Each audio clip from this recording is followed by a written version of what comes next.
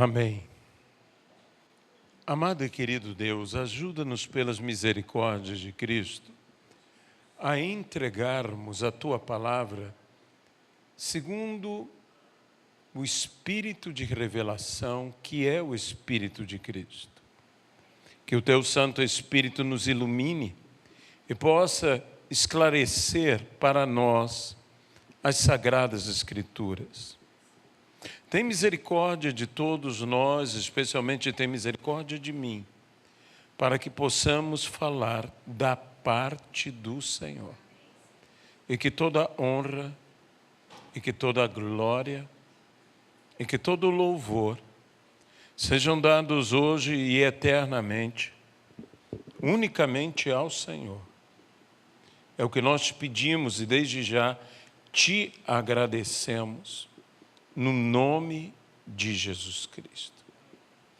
Nós temos dito que Deus tem nos dado uma palavra para este ano em especial, que é o recomeço, mas num entendimento de começar, de iniciar todas as coisas como se recém tivéssemos começando a fazer. E com muito temor nos nossos corações, o que nós estamos buscando é alicerçar na palavra de Deus toda a obra que será feita. E talvez alguns até se perguntem, e tudo o que veio antes? Tudo o que veio antes nos preparou para este momento, na vontade de Deus. Quando a palavra do Senhor nos diz, até mesmo de libertação, nos diz, se o Filho, se Jesus nos libertar, verdadeiramente nós seremos livres. Que maravilha é verdadeiramente sermos livres.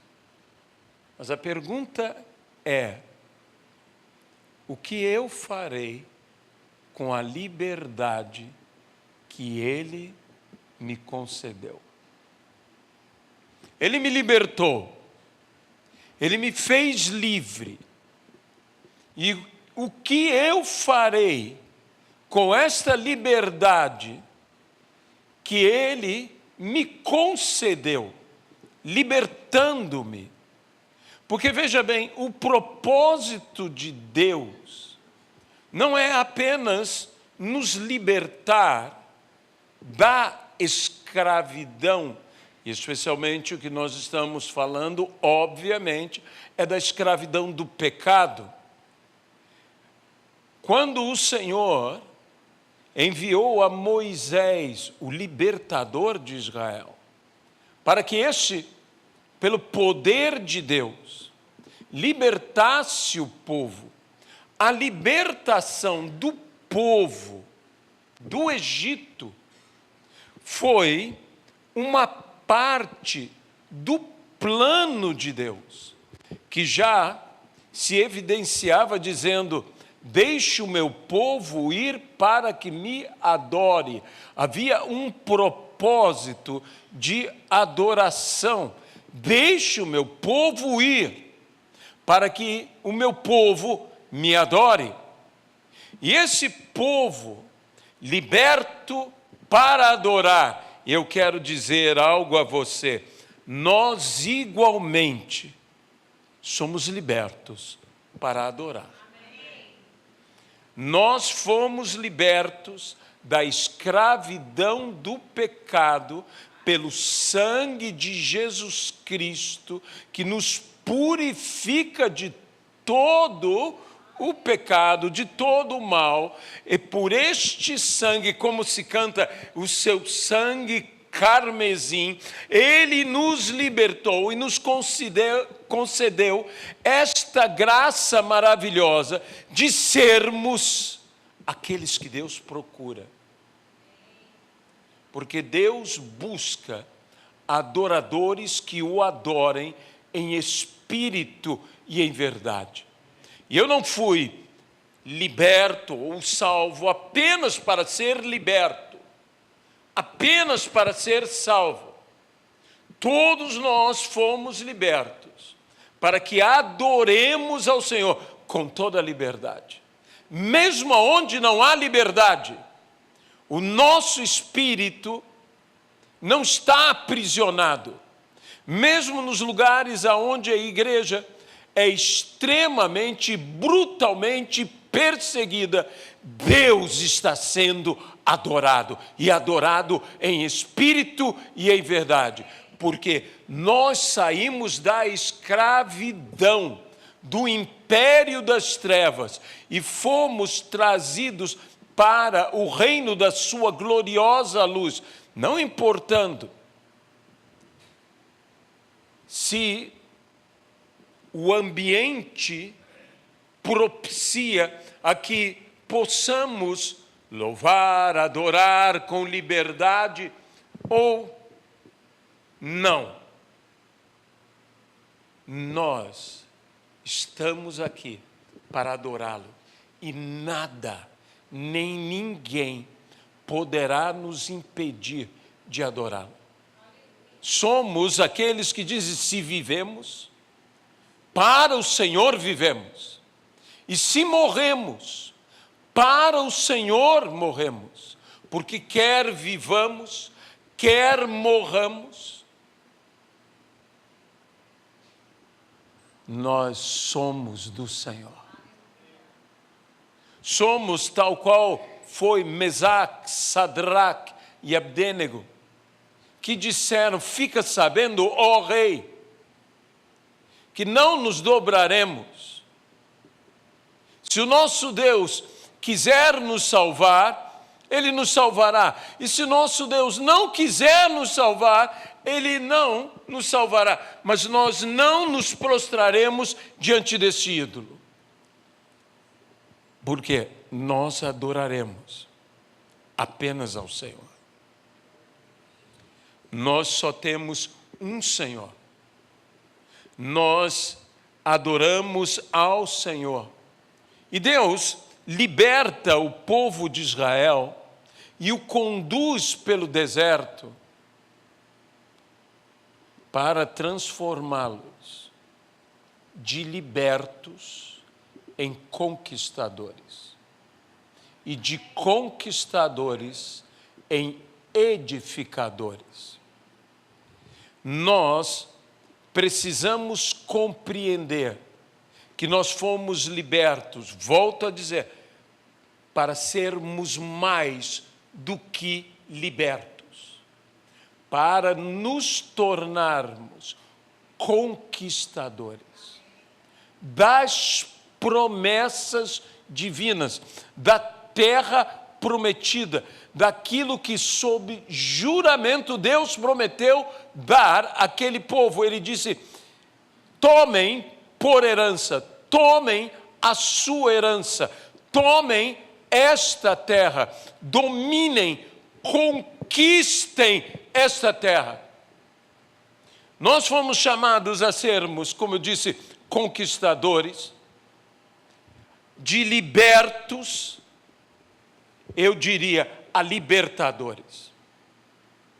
Sabe, aquela terra, ela estava tomada por povos e nações que não deveriam estar naquela terra. E Deus disse: até que se preencha a iniquidade destas nações. Então o povo de Israel, ele entra para libertar aquela terra. Mas a nossa luta não é contra sangue nem contra carne, mas contra principados e potestades, contra poderes dominadores desse mundo tenebroso, contra forças espirituais do mal nas regiões celestes. Nós temos que ser os conquistadores e os libertadores desta terra que está sobre o domínio destas forças malignas. Deus nos libertou para sermos mais que libertos, para irmos de libertos a libertadores, para sermos verdadeiramente adoradores, para sermos conquistadores. Mas um dos grandes perigos da vitória, da conquista, que eu chamarei do triunfo, é que o triunfo, por vezes, enche a nossa vida. E nós começamos a pensar que as coisas aconteceram por nossa causa. E há um plano de Deus, há um projeto de Deus, que Deus quer me usar, Deus quer te usar, Deus quer usar a todos nós. Quantos que no momento do sucesso começaram a descer pelo fracasso? Na parábola do rico insensato, Jesus fala daquele homem cuja a terra produziu abundantemente. E ele começou a dizer: regala-te, vive, goza da vida, do que a vida proporcionou a ele. E diz louco, a Bíblia o chama de louco, diz: o que tem, para quem será? O que hoje está nas suas mãos, na mão de quem estará? O que de fato não te pertence, que você tem a ilusão que isto é teu, mas não é. E o sucesso daquele homem, e o sucesso e a prosperidade daquele homem, foi o início de todo o seu fracasso. Sabe, em Roma, havia uma celebração, que era a celebração pós a vitória. Essa celebração era chamada triunfo. Era a marcha triunfal.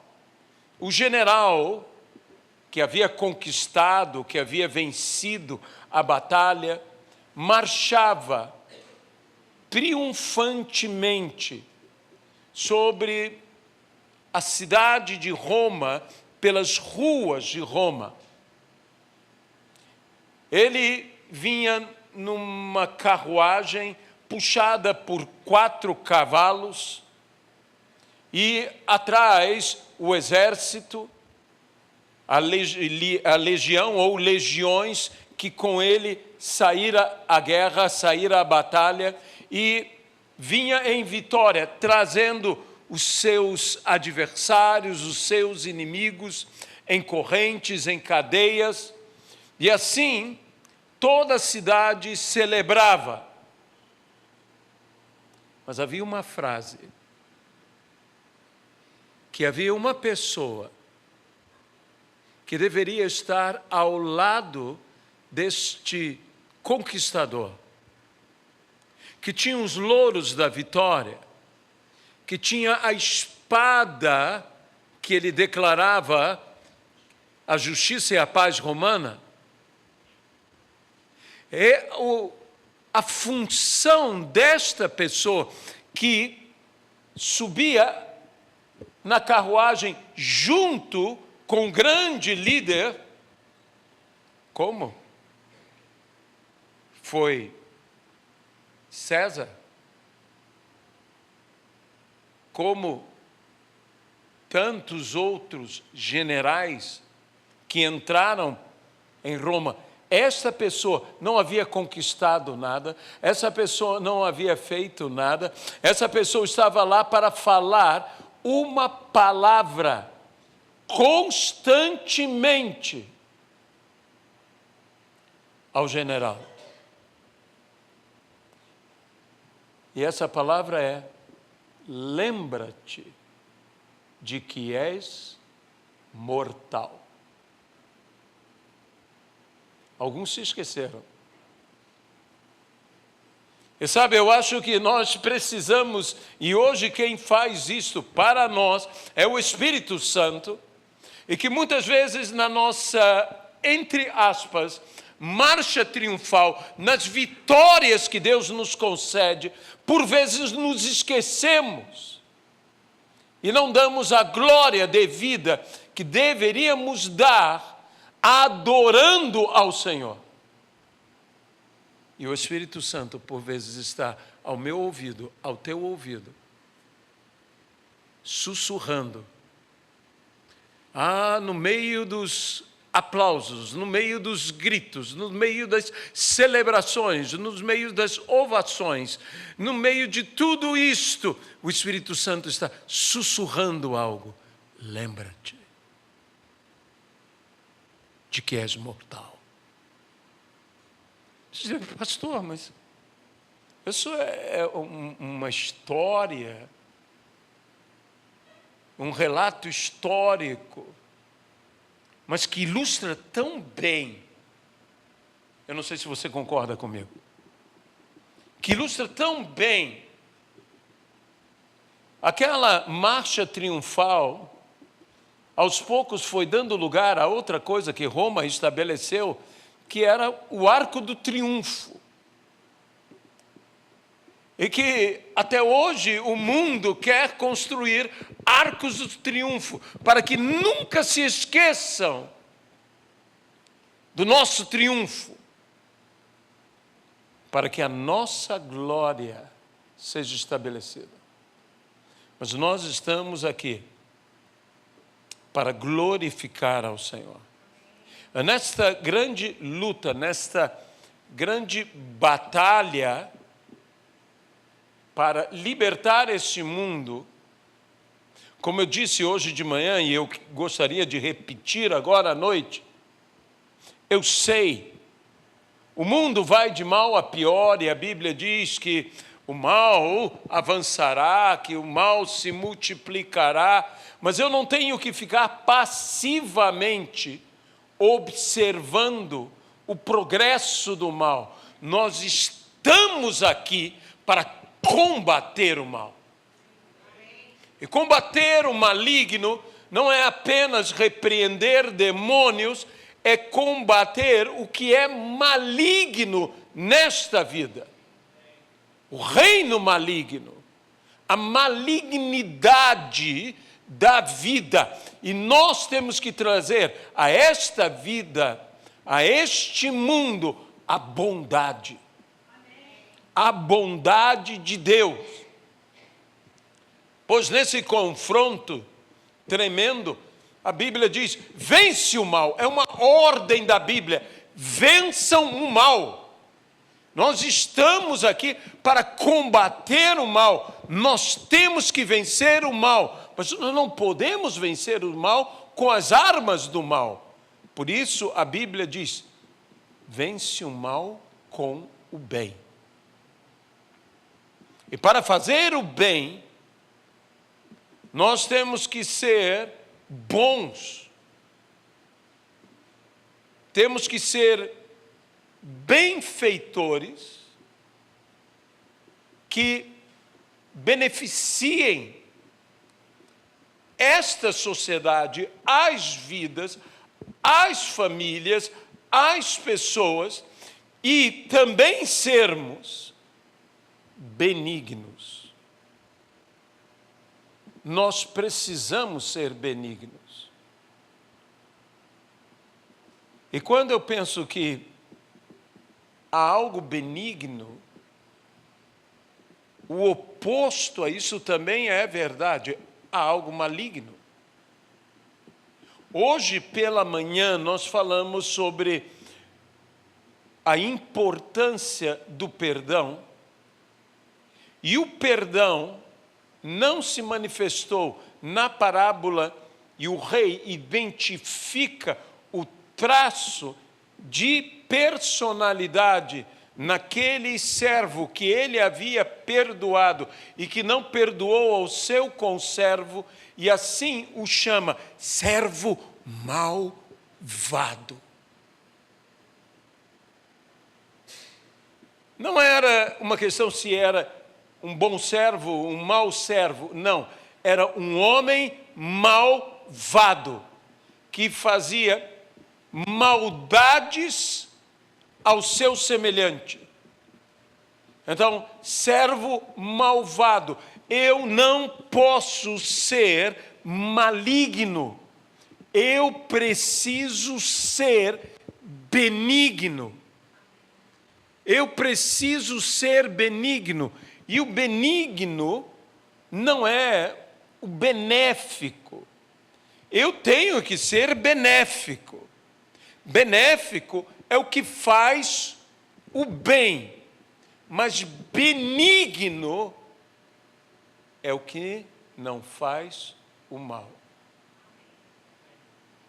Eu preciso tomar posse dessas características e como igreja, e como ministério, nós temos que tomar posse. Mas a pergunta é, se Deus nos chamou para sermos libertadores, para sermos conquistadores, e através dessa conquista libertar, mas nunca nos esquecermos de que somos mortais. Isso eu estou falando por minha parte. Guardando sempre um coração quebrantado, um espírito contrito, sendo humildes e sendo mansos de coração, aprendendo com Cristo essa humildade e essa mansidão para alcançarmos descanso, para vivermos o que é descanso e não andarmos aflitos de um lado para o outro, mas sim firmados em Cristo. E qual é a grande arma para que alcancemos estas e outras coisas? Só há uma arma. Essa arma é essencial. Essa arma é primordial. E que nós temos que usá-la e usá-la sem cessar. E essa arma é a oração. Se já orávamos, precisamos orar mais. Porque a ordenança bíblica não é orem, nem orem muito. A ordenança bíblica em respeito à oração é orai sem cessar.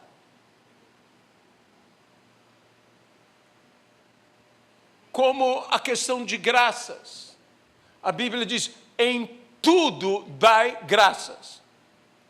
Não é dar graças a respeito de uma coisa e de outra, não. É em tudo devemos dar graças. E devemos orar sem cessar. E é justamente por causa disto que eu gostaria de ler com vocês o trecho que se encontra no Evangelho segundo João, no capítulo de número 11, que nos fala da ressurreição de Lázaro.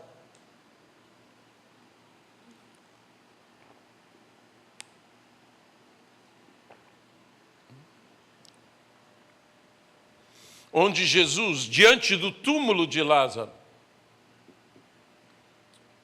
proferiu as seguintes palavras. Versículo 41. Então tiraram a pedra e Jesus, levantando os olhos para o céu, disse, Pai, graças te dou, porque me ouviste. Eu sei que sempre me ouves, mas falei isto por causa da multidão presente, para que creiam que tu me enviaste. E depois de dizer isto, clamou em alta voz: Lázaro, vem para fora. Aquele que tinha morrido saiu, tendo os pés e as mãos amarrados com ataduras, e o rosto envolto num lenço. Então Jesus lhes ordenou, desamarrem-no e deixe que ele vá. Que Deus abençoe a sua palavra. Eu quero me ater, acima de tudo, ao que Jesus disse. Pai, eu te dou graças, porque me ouviste. Em algumas versões diz, porque me atendeste.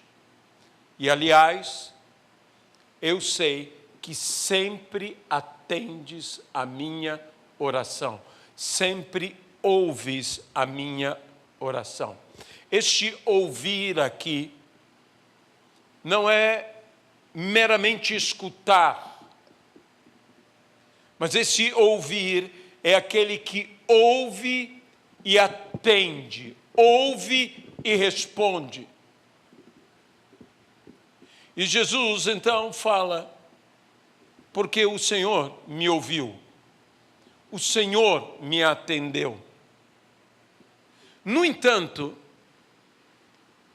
no texto em si, nós não encontramos nenhuma petição de Jesus Cristo, dizendo: Pai, eu te peço que ressuscites a Lázaro. Não, ele ordena a Lázaro que Lázaro saia, crendo que Lázaro já está ressurreto, porque ele pedira ao Pai. Isso quer dizer que esta petição foi feita antes de tudo o que aconteceu. Jesus já havia pedido, o Pai já havia atendido. No entanto, o fato ainda não havia ocorrido. Mas Jesus cria no fato já ocorrido. A Bíblia diz: se nós pedirmos a Deus, crendo que já recebemos, não crendo que receberemos, crendo que já recebemos. Este é um dos segredos sublimes da oração. Se nós pedirmos a Deus, crendo que já recebemos, assim será conosco. Assim será conosco. Mas, de fato, muitas das orações que nós temos feito, nós temos orado, eu sei que Deus vai me atender. Mas quando eu chego numa convicção em fé, que eu creio que Ele já me atendeu.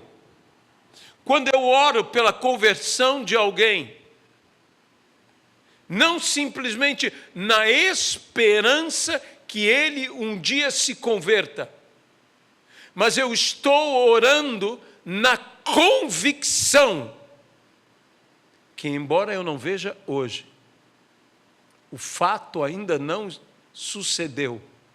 Lázaro ainda está no túmulo, ele ainda não se levantou, mas eu já creio que Deus me atendeu.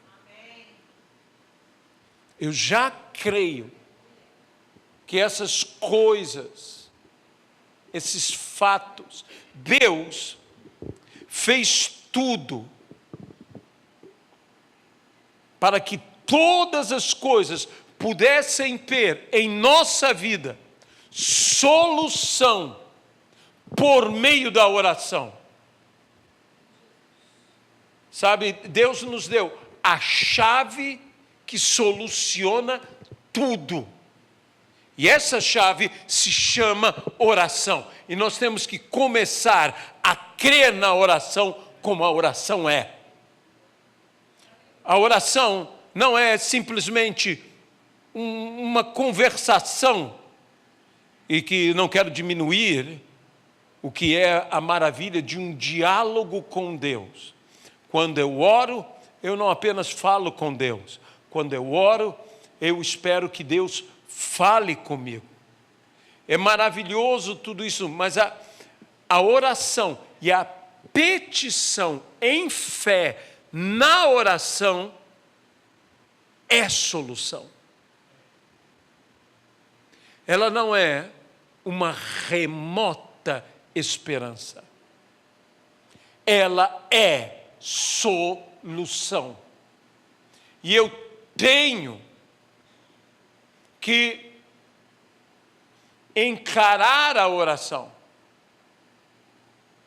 E eu digo, a oração de fé tem que ser aquela oração que traz à existência o que não existe, porque a fé traz à existência o que não existe. Eu tenho que trazer à existência tudo, mesmo aquilo que não existe,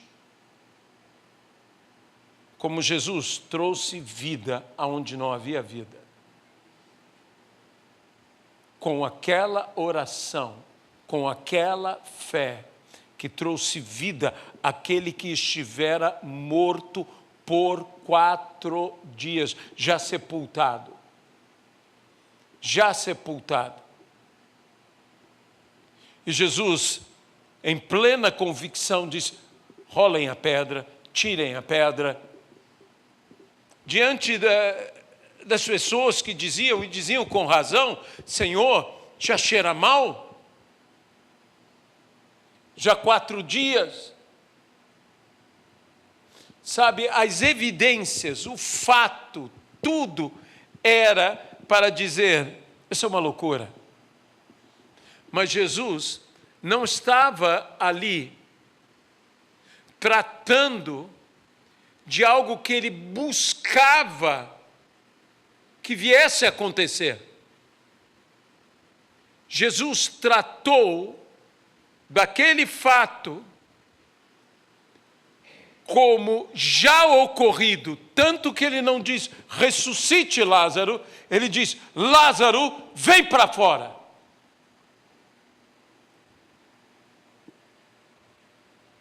Como está a tua oração? Como estão nossas orações?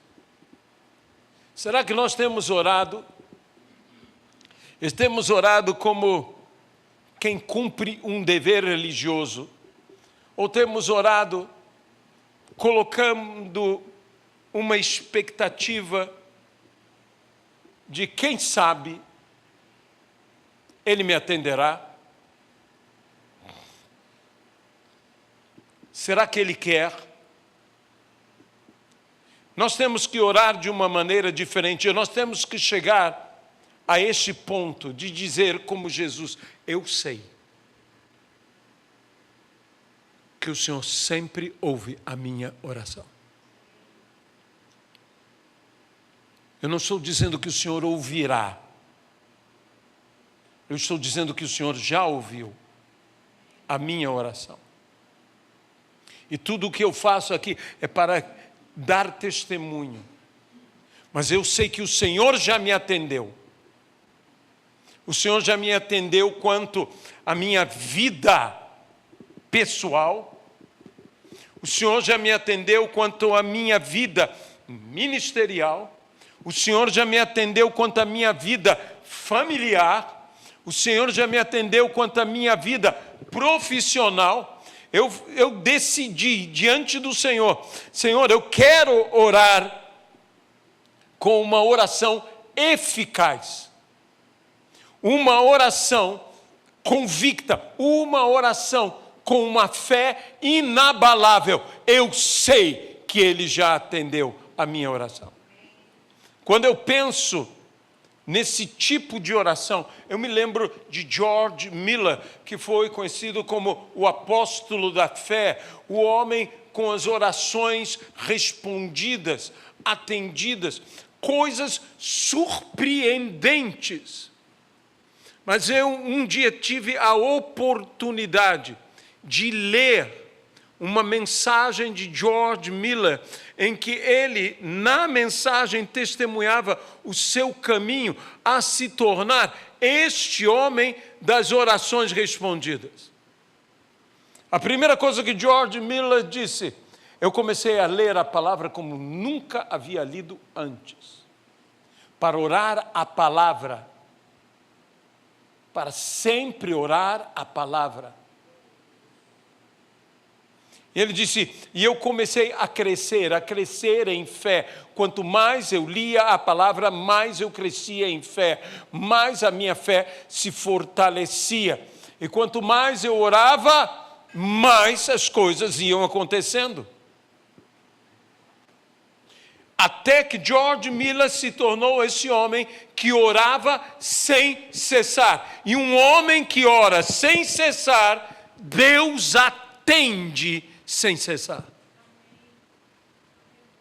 E nós temos que chegar a este nível de oração. Nós temos que chegar a esta oração movida de uma fé inabalável, uma fé que sabe que Deus já atendeu a sua oração. Eu quero que você traga à tua memória. Sim, a Bíblia diz, o que te traz esperança. Mas eu gostaria de fazer um desafio a você. Traga à tua memória tudo que te aflige.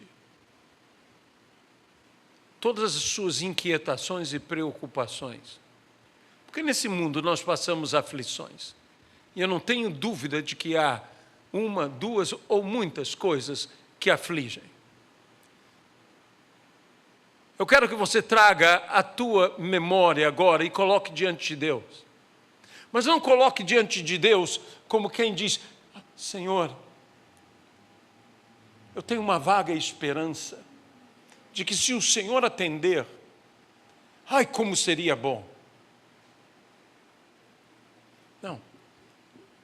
Comece a orar tudo isso que te aflige, que te perturba, porque tem coisa que nos perturba. Eu espero que você não tenha muitas, mas tem coisa que nos perturba. Tem coisa que nos descompensa, emocionalmente, fisicamente. Mas que você possa colocar diante de Deus e dizer, Senhor, olha, eu sei em quem tenho crido. Eu sei em quem tenho depositado a minha fé. Eu sei quem é Deus. E que nada, nada te é impossível. Que há coisas que para mim são impossíveis. E essas coisas que são impossíveis na minha vida, eu estou colocando diante do Senhor, crendo que o Senhor já atendeu. Aquela pessoa impossível de se converter, em que você olha e diz, Senhor, é como Jesus diz, eles ficam na porta, não entram, nem saem. Falava sobre os fariseus, sobre os religiosos. E eu fico pensando, como é que eu oraria por um fariseu? Senhor, dá um pontapé nele, para que ele entre. Dá um pontapé, Senhor. ou que ele tropece e caia dentro. Eu não sei o que tem que ser feito, mas, Senhor, eu vou dizer uma coisa. Eu decidi orar por essa pessoa. Alguns dizem, não é uma questão que fica à porta, que entra ou não entra, não é uma questão que é um religioso que não tenha convicção de pecados e por isso não se arrepende. Às vezes é dureza de coração. Como eu vou orar por alguém que tem dureza de coração? Senhor, foi da rocha que jorrou água. E que o Senhor faça dessa rocha jorrar água. Que o Espírito Santo provoque isso. Que haja uma fissura, que haja uma abertura. Que assim como o cajado de Moisés que bateu na rocha e a rocha jorrou água. Senhor, dá uma cajadada, mas que saia água. E nós temos que começar a orar entendendo uma coisa, que o segredo da oração não está em quem ora, está em quem ouve. Está em quem ouve. De modo que nós temos que orar com a convicção de que Ele sempre, não quase sempre, não muitas vezes, não de vez em quando, ou raramente, Ele sempre atende a nossa oração. Se eu fosse um dos discípulos de Jesus, eu também pediria, Senhor, ensina-me a orar. Porque eu vi que a tua oração resolve. Eu quero aprender a orar dessa maneira. Meus irmãos, não há como fazermos a obra de Deus senão pelo poder da oração. Não há. Essa é uma obra sobrenatural e ela só pode ser realizada sobrenaturalmente. Não pela força do nosso braço, mas pelo poder de Deus. É assim que nós faremos tudo o que temos que fazer. É assim que nós seremos mais do que libertos, nos tornaremos adoradores. Mais do que libertos, nos tornaremos conquistadores. Mais do que libertos, nos tornaremos libertadores, mas pelo poder da oração. É assim que virão todas as coisas. Porque apresentemos diante de Deus todas as nossas necessidades. O que você necessita? Apresente diante de Deus. Apresente. Desde o dia em que Jesus ouviu que Lázaro estava mortalmente enfermo, Jesus já estava preparando tudo. Ele já estava orando tudo. Ele se deteve. Deu tempo suficiente para Lázaro morrer, ser sepultado, e ainda está 4 dias sepultado.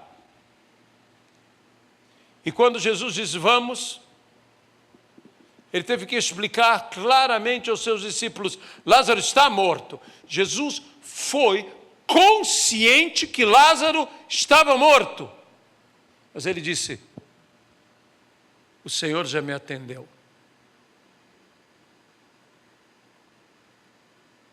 O está se tornou estava. O Lázaro está morto se tornou Lázaro estava morto. E meus irmãos, nossos desafios, nossos problemas vão ficar tanto no passado quanto a morte de Lázaro ficou no passado, porque a ressurreição chegou no presente. Senhor Jesus Cristo, nós queremos nos entregar em tuas mãos, e pedir aqui as tuas bênçãos. Te pedir, ó Senhor, que nós queremos seguir este caminho.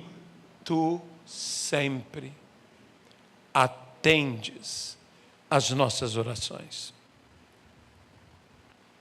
Que oremos sem cessar.